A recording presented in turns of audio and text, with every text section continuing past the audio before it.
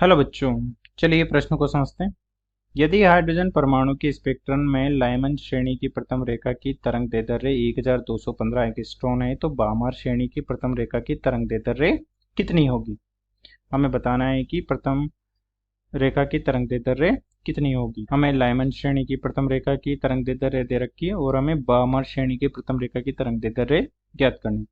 मुख्य अवधारणा में हम देख सकते हैं कि जब जब इलेक्ट्रॉन उच्च ऊर्जा स्तरों से निम्न ऊर्जा स्तरों में संक्रमित होता है, तो वो ऊर्जा अंतराल के बराबर का फोटोन का उत्सर्जन करता है और उस फोटोन की एक तरंग दैर्ध्य होती है, जिस तरंग दैर्ध्य को हम इस प्रकार से तरंग संख्या के मान में ज्ञात कर सकते हैं। 1/λ बराबर आर 1/n1 की घात 2 माइनस 1/n2 की घात 2, जहाँ n2 से, जो कि उच्च ऊर्जा स्तर है, n2 से n1 में संक्रमण हो रहा है। इस प्रकार से स्तर होंगे और उन्हें ये अनंत वाला स्तर हो जाएगा। ये n बराबर 1 हो जाएगा, n बराबर 2 हो जाएगा, n बराबर 3, n बराबर 4, n बराबर 5 और माना कि n बराबर ये अनंत है। और जब n बराबर 2 से n बराबर 1 में संक्रमण होता है या किसी भी उच्च ऊर्जा स्तर से n बराबर 1 में संक्रमण होता है, तो उसे लाइमन श्रेणी कहते हैं। लाइमन श्रेणी कहते हैं, अर्थात हम देख सकते हैं कि लाइमन श्रेणी के लिए n1 का मान 1 होगा और n2 का मान 2, 3, 4, 5 या अनंत तक कुछ भी हो सकता है। तो लाइमन श्रेणी की प्रथम रेखा के लिए n1 n2 के मान हो जाएंगे 1 और 2, तो ये L1 हो जाएगी।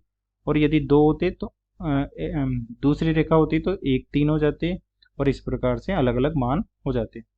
और जब n बराबर 2 में उच्च ऊर्जा स्तरों से संक्रमित होते हैं इलेक्ट्रॉन, तो उसे बामर श्रेणी कहते हैं। ये बामर श्रेणी हो जाएगी। तो बामर श्रेणी के लिए हम देख सकते हैं कि बामर श्रेणी के लिए n1 बराबर हो जाएगा 2, n2 बराबर हो जाएगा 3, 4, 5 और इसी प्रकार से अनंत तक।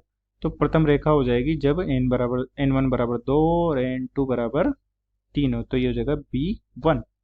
और इसी प्रकार से जब n बराबर 3 में संक्रमण होता है तो उसे पाश्चन श्रेणी कहते हैं। और जब n बराबर 4 में संक्रमण होता है तो उसे ब्रैकेट कहते हैं। और n बराबर 5 में संक्रमण होता है तो उसे फुंड श्रेणी कहते हैं। अब चलिए, हमें प्रश्न में दे रखा है कि लाइमन की प्रथम तरंग दैर्ध्य लैम्डा L1 का मान दे रखा है हमें 1215 एंगस्ट्रॉन। तो हमें लैम्डा B1 का मान बताना है।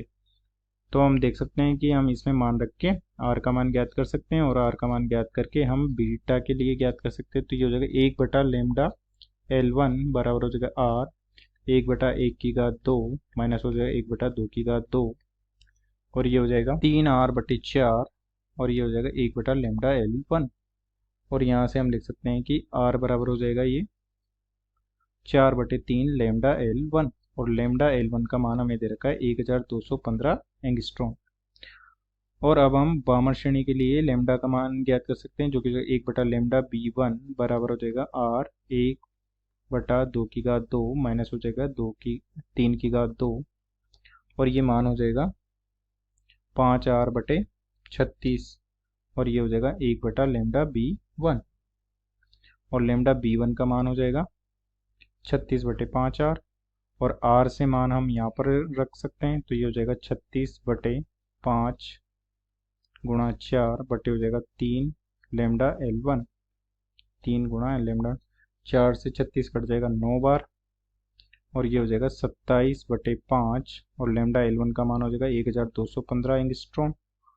तो लैम्डा B1 का मान हो जाएगा 6561 एंगस्ट्रॉन, अर्थात बामर श्रेणी की प्रथम रेखा का मान हो जाएगा 6561 एंगस्ट्रॉन। अतः दिए गए प्रश्न को हमने हल कर दिया है। आशा करते हैं आपको समझ में आया होगा।